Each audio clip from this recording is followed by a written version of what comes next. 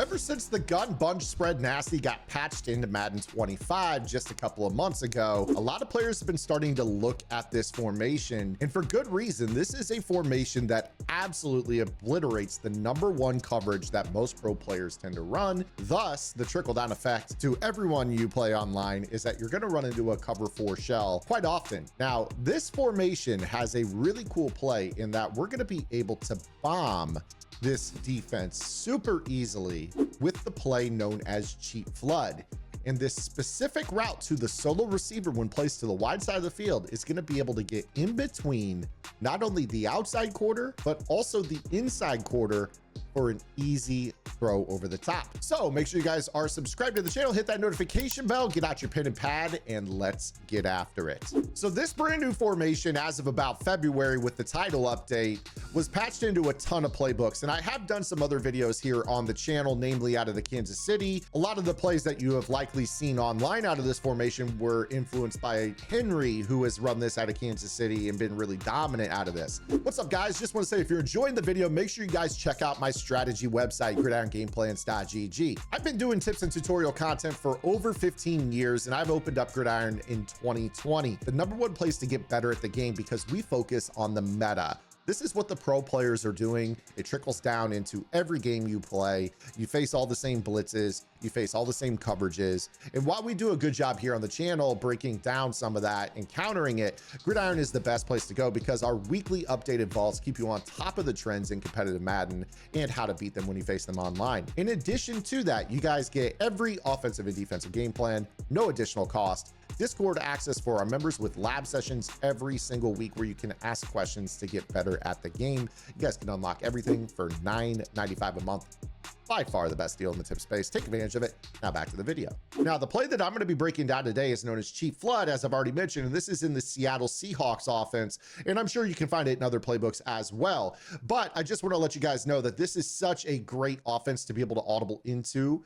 If you guys run the bunch tight end in the Seattle playbook, as you guys know, I do so much content out of this formation. You guys can check out my entire offense on gridirongameplans.gg. Now, if you are going to audible into this scheme, it's important to take a look at the orientation of your bunch. If I'm in bunch tight end with the bunch to the right and I audible into the bunch spread nasty, the bunch flips sides. So what we want to do here is, if we are audibling into the play known as cheap flood, we want to make sure that we come out with our bunch and bunch tight end to the right side. Now, this is really, really important, because as you might imagine, if your opponent is not in a cover 4, the simple act of flipping your play flips our passing strength.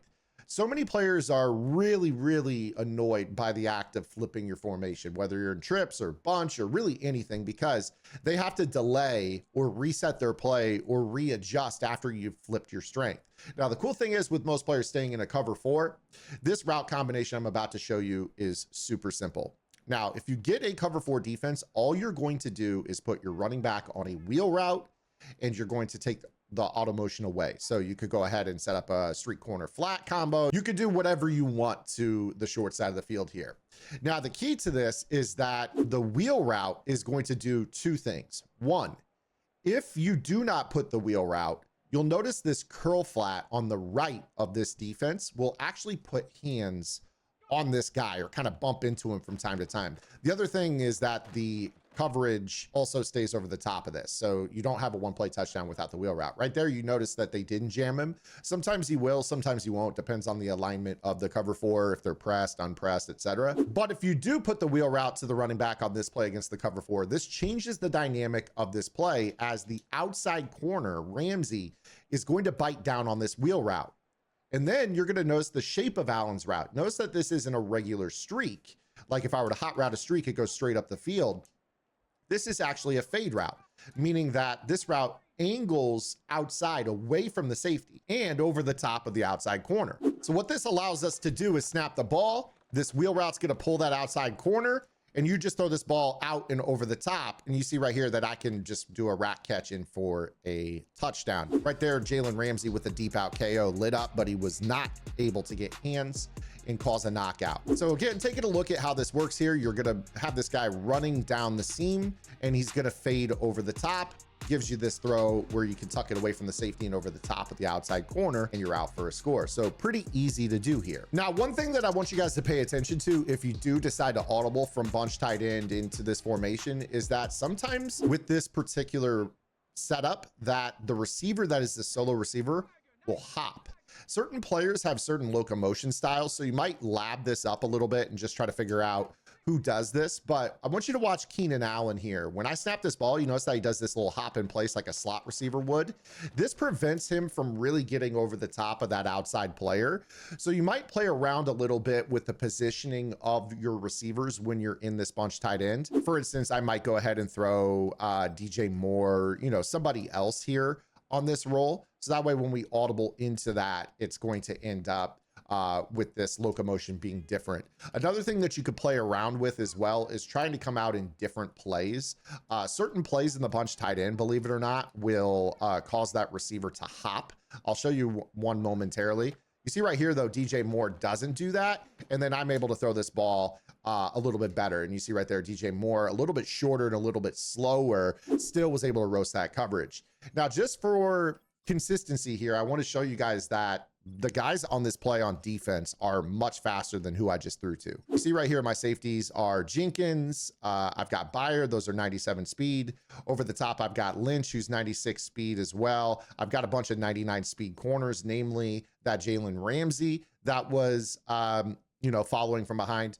And again, you're going to see here that I believe this DJ Moore is only 96 speed, maybe 97 at the absolute most on my team. You see that he doesn't hop here, and he's able to get behind and over the top of this 99 speed Ramsey. Now, the Lynch on that play, I believe I did say was 96. But as you can imagine, if I were to kind of flip-flop this, DJ Moore being slower, I could go ahead and throw, you know, let's throw Hester, who on my team is 99 speed. So we throw Hester at this spot. And when we go to do this audible, you should notice that he's going to be able to fly right by these guys. I'll even put in a 99 speed player up top at safety here. So I'll put in Pat Pete actually for this, who should be 99 speed. And you're going to see pretty much the same result. So we audible into the play, put the running back on the wheel route, and then we just modify the route combo however we see. As long as Hester doesn't hop, we're going to fly right by this coverage. And you're going to see right here, like I can throw this ball into this window over the top and we're able to go for a touchdown. And that's with 99 running the route and splitting two 99 speed players on this coverage. So, you know, you're going to be able to get over the top with a slower player or a faster player. It's just really the way the route works in general. I think a lot of people really gas up speed. I'm not saying it's not important, but route combos beat zone.